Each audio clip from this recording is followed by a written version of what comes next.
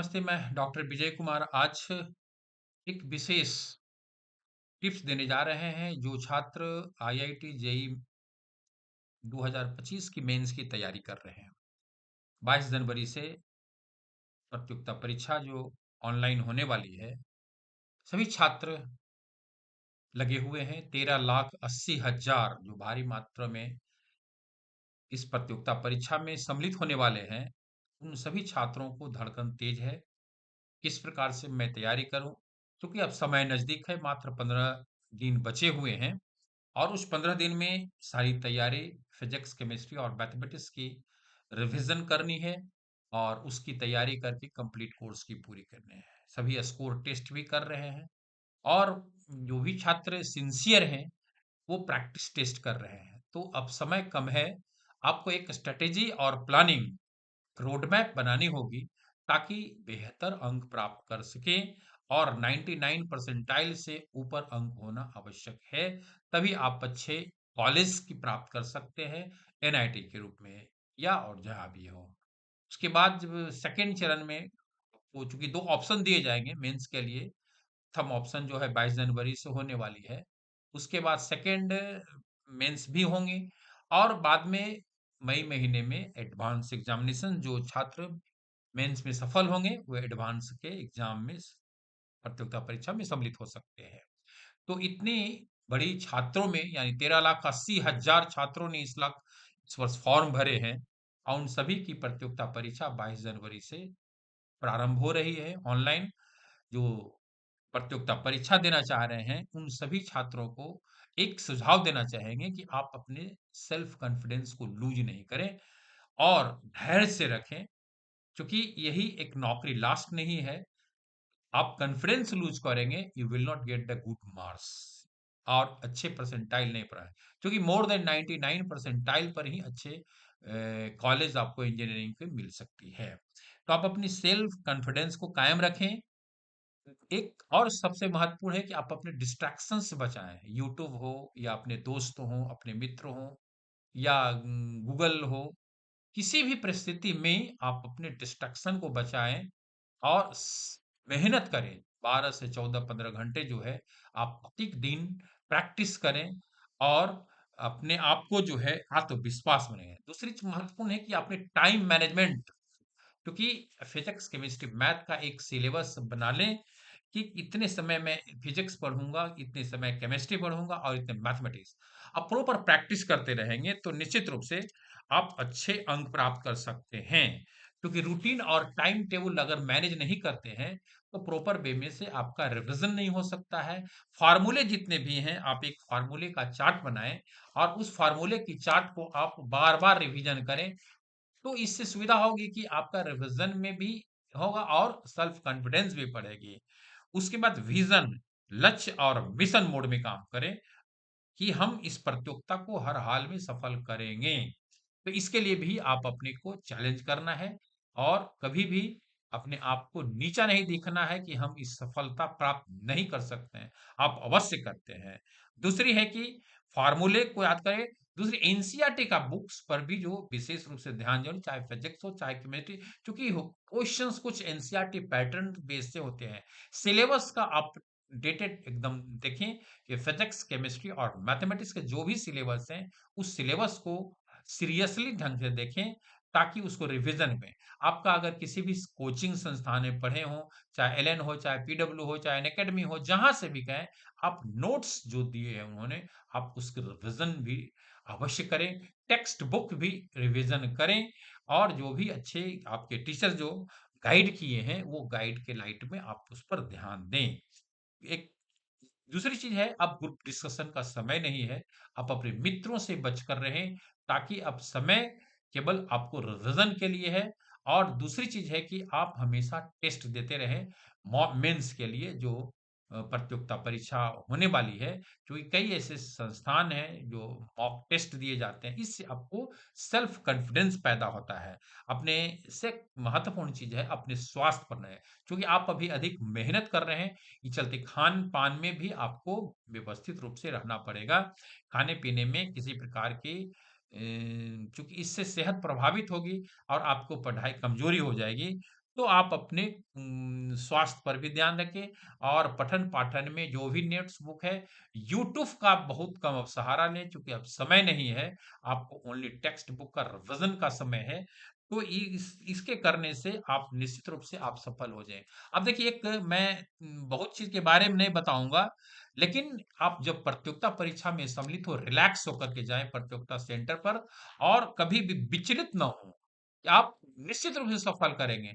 आप अपने कॉन्फिडेंस को लूज़ करने पर काफ़ी समस्या होगी। तो इस कारण जो है आप अपने आप को सेल्फ स्टडी करें और एक प्लानिंग के साथ में ही पढ़ें।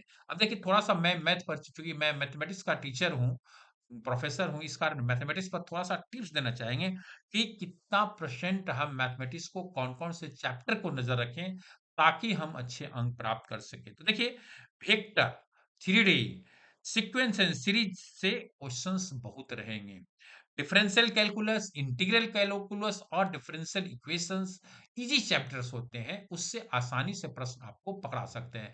डिटरमिनेंट एंड मैट्रिसेस से भी प्रश्न आसानी से आप कर सकते हैं। उसके बाद बाइनोमियल थ्योरम्स, उसके बाद डेफिनिट इंटीग्रल इंटीग्रल से भी कई प्रश्न आपको पूछे जाएंगे जो आसानी से बना सकते हैं।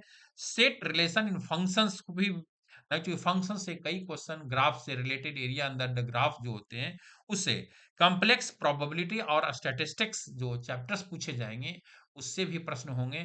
तो आप सिलेबस को प्रॉपर अप टू मार्क रखें।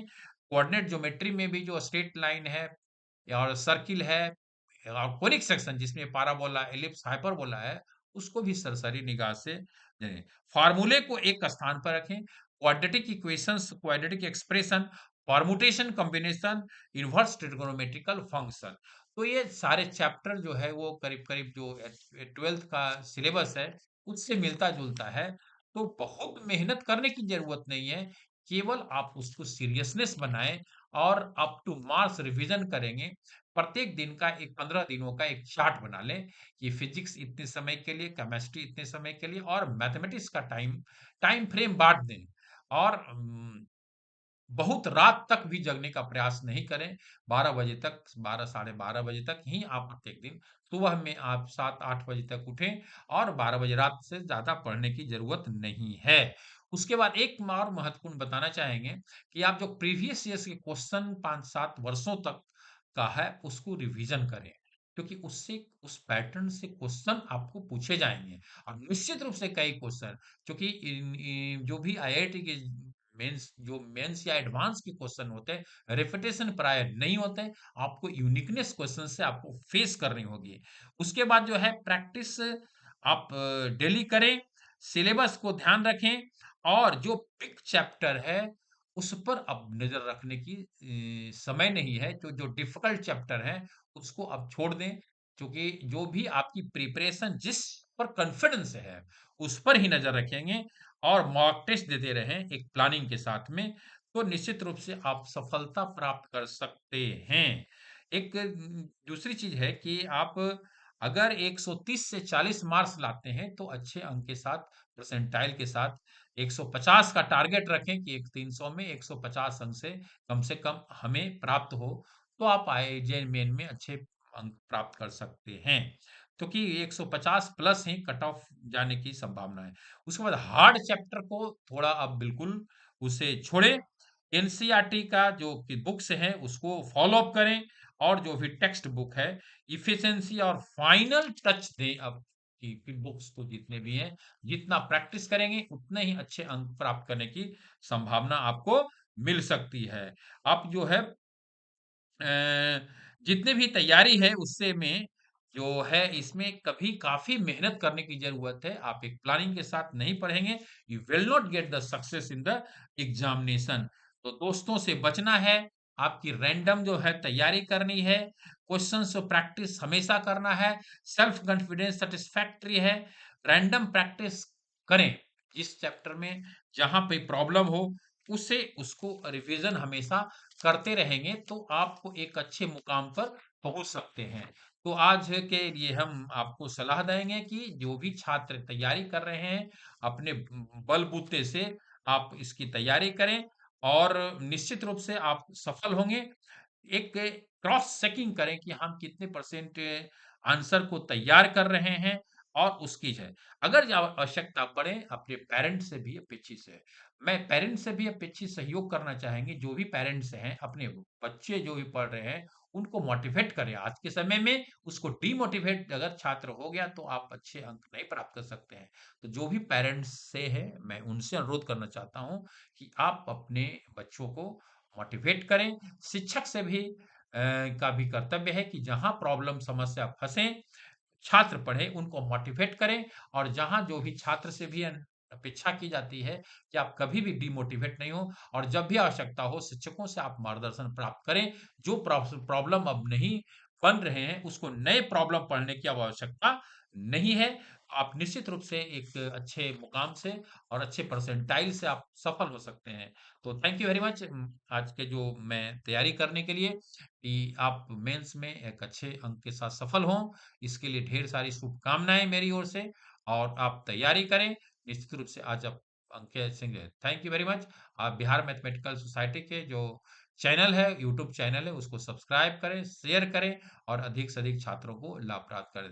तो प्रैक्टिस करें डेली और एक चीज़ और कहना चाहें अंत में कि आप लिखकर प्रैक्टिस करें तो ज़्यादा बेहतर होगी। क्योंकि लिखने से एक अभ्यास बारंबार होती है क्योंकि जो शॉर्ट जो बिल्कुल ईज़ी क्वेश्चन है, उसको आप छोड़ सकते हैं, लेकिन जो डिफ़िकल्ट है, जहाँ पर ये आपको प्रॉब्लम फँस रहे हैं, उसको रिविज़न करें, चाहे फिज़िक्स हो, चाहे केमिस्ट्री हो, चाहे मैथमेटिक्स हो। तो थैंक यू वेरी मच आज के कार्यक्रम में आप सभी